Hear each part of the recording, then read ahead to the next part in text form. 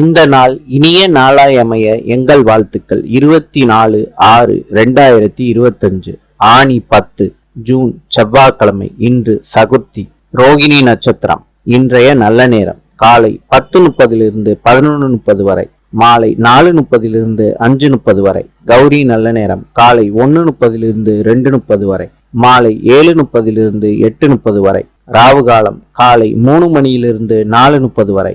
யமகண்டம் காலை 9 10:30 வரை.